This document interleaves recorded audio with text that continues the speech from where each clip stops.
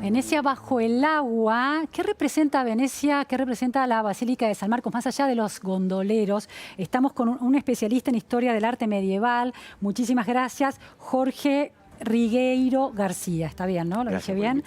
Bueno, es un profesor de Historia de las Artes Plásticas y del arte medieval en la Universidad de Buenos Aires, en la Facultad de Filosofía y Letras. Jorge, te invito a ver imágenes de la Basílica de San Marcos, de la Plaza San Marcos de Venecia, que está bajo el agua en una situación récord, ¿no? Hace 50 años que no llega a estas alturas, casi 2 metros de agua cubriendo las calles y la superficie de Venecia. Vemos las imágenes.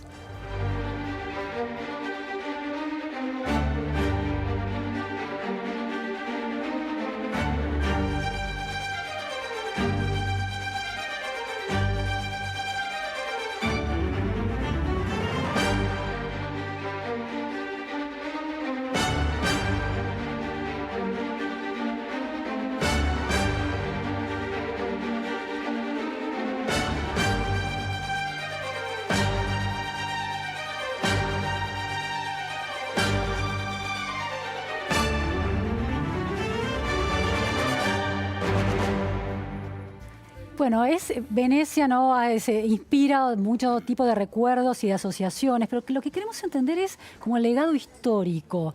Venecia, ¿cómo se construye Venecia, ¿no? Que está atravesando esta situación? Venecia es la que conocemos ahora, es una ciudad, un pequeño poblado de pescadores que en torno del siglo VI se refugian en estas islas que son marismas y con bosques y son bastante inaccesibles, escapando de las invasiones bárbaras. Claro. ¿No es cierto? Son grupos de personas que querían vivir en paz, pero se refugian en las islas para poder huir de la invasión, ya sea de tantos pueblos que andaban por ahí entrando por el norte de Italia y que venían de la estepa rusa. Es después de la caída del Imperio Romano esto, ¿no? Exactamente, Claro. sí. Según la tradición, Venecia fue fundada el 25 de marzo del 421. Es una tradición, sí, por supuesto. Ahora, como el terreno es muy incómodo, cenagoso, pantanoso, es una ciudad completamente palafítica. ¿Qué quiere decir Se han eso? clavado postes en el fondo de la laguna arenosa y sobre estos postes es que se ha construido toda la ciudad. Algo parecido como en Ámsterdam. Claro. Entonces, absolutamente toda la ciudad está construida sobre millones de postes que han sido cegados y enterrados en lo profundo. Ahora, ¿los edificios se apoyan sobre los postes o hay como una especie de superficie de madera y sobre eso se apoya? Sobre los postes. Sobre los postes. Sobre los postes, o sea que son edificios con poco basamento, si se quiere.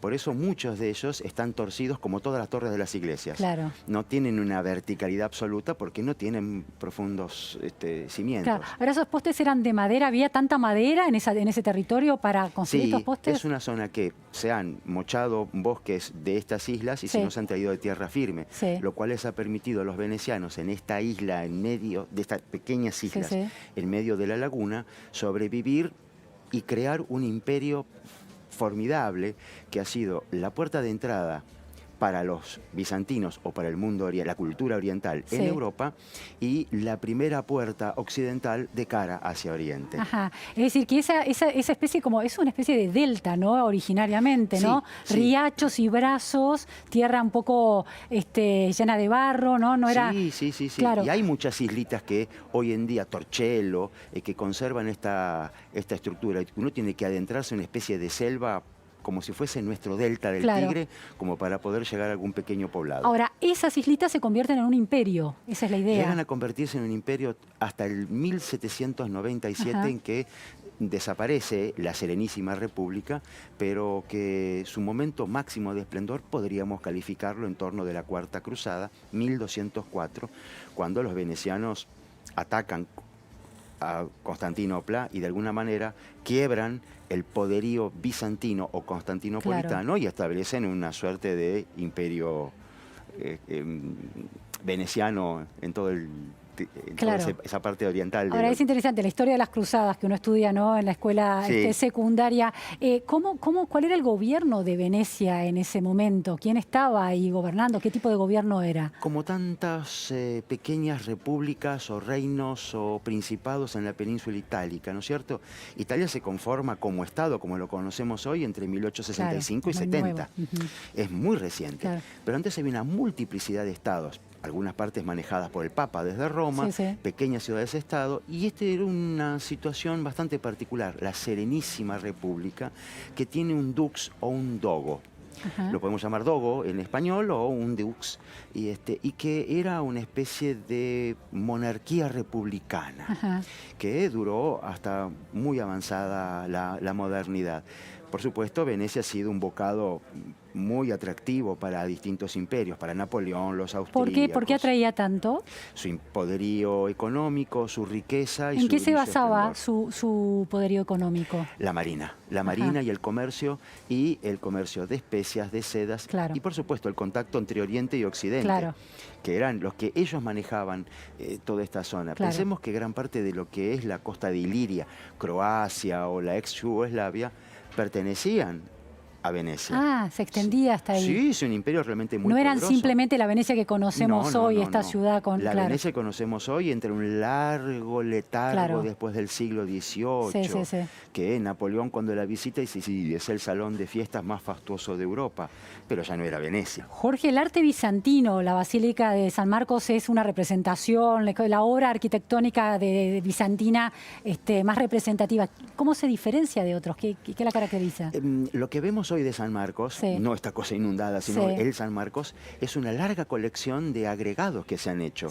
La primitiva iglesia de San Marcos era una capilla ducal adosada al Palacio del Dogo, que después del 828, cuando llegan las reliquias del santo que fueron traídas desde Egipto, fueron rescatadas, su cuerpo supuestamente incorrupto, entonces se decidió construir un edificio más importante, que fue quemado a finales del siglo X y fue reconstruido y elevado con la arquitectura que conocemos hoy, traído un arquitecto desde Constantinopla y por inspiración de la Iglesia de los Santos Apóstoles de Constantinopla, que tampoco existe más. A partir de ahí, en una iglesia construida en ladrillos y que posteriormente fue embellecida con estas cúpulas que le vemos, que no son las cúpulas originales, sino esto que vemos es una máscara, y con mármoles preciosos y materiales que son o de expolio o traídos, más allá de todas las cosas que fueron traídas desde Oriente, y toda la cobertura de mosaicos. Claro, los mosaicos son muy característicos, ¿no? Claro. Con pasta de oro. Ajá, ¿qué es la pasta de oro? La pasta de oro es cuando uno hace el mosaico, hay distintas técnicas, ¿no es cierto? Hay distintas sustancias con las que se pueden pincelar pequeñas obleas o blancas de oblea, se pincela, se pone la sustancia que se va a vitrificar, se manda al horno y eso se vitrifica y queda brillante, y el dorado que está por debajo es dorado a la hoja, con lo cual después se rompen esas pequeñas teselas y son puestas cubriendo el 100% del edificio. Ahora, Jorge, en este imperio que se instala ahí, se expande, ¿cómo se concibe la idea de que esos pilotes, esas columnas de madera que sostenían la ciudad, pilotes podía sostener edificios de esta envergadura, ¿no? Los rollos, los troncos son realmente muy gruesos, y lo bueno con lo cual se ha hecho esto es que son muy gruesos y enterrados en lo profundo del fango, con lo cual no tienen oxígeno. ¿Y eso por qué es positivo? Es positivo porque no se oxida la madera, no se pudre la madera. Y la sal del mar, de alguna u otra manera, también sella y petrifica la madera.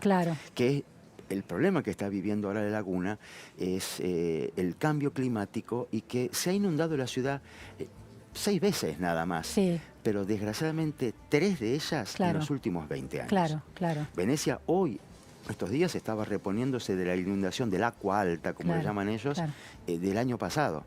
Entonces, cada vez que sube el agua, los edificios envejecen 20 años. Claro, porque los edificios en sí no estaban preparados para ser invadidos por el agua, pero los pilotes sí resisten. Los pilotes sí, pero como todo edificio sumergido en agua salina, sucia, indudablemente pueden verse muy deteriorados. Y el oleaje, de alguna u otra manera, también corrompe y corroe la base de estos edificios. Que es lo que se teme. Jorge, en esta extensión que es Venecia hoy, además de la Basílica de San Marcos, ¿hay otros edificios de esos tiempos imperiales? Sí. No del siglo IX, pero del siglo XI, XII, XIII, la mayoría de las iglesias o Santa María Assunta en Torcello, que es una de las iglesias más bellas que tiene también la ciudad, en una de las islitas. Pero sí hay muchos edificios, es muy medieval. ¿Y este arquitecto de Constantinopla era un arquitecto cualquiera? No. A ver, ¿quién era? Los venecianos no van a traer a cualquier persona, van a traer lo mejor que hay en el mercado, si se quiere, y reproducen edificios que de alguna manera están impregnando la memoria colectiva. Cuando se trae los Santos Sepulcros, los Santos Apóstoles, se está trayendo una copia como si hoy dijéramos copiar a San Pedro. Claro. Es la cosa realmente más importante. ¿Ya en ese momento había sido tomada Constantinopla? ¿Había caído? No, aún cae finalmente en 1453. Ah, mucho después, sí. Y en 1204 son los venecianos los que invaden Constantinopla. Los famosos caballos se los traen desde el hipódromo, pero ya existía. Jorge, ¿en la ciudad de Buenos Aires hay alguna muestra de arte bizantino, de arquitectura bizantina? Buenos Aires tiene una muestra maravillosa de arte neobizantino porque América no tiene estos artes medievales porque son nuevos, son imitaciones de o recreaciones.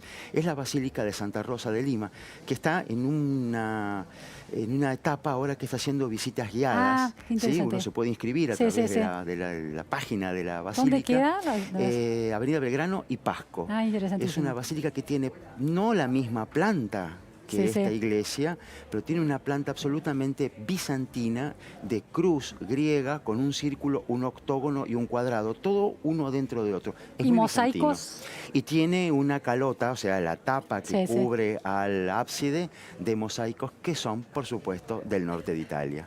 Muchísimas gracias, Jorge, por estas precisiones en torno a Venecia y su legado histórico y arquitectónico. Vamos ahora, Juan Pablo Zanotto, con la vuelta a casa.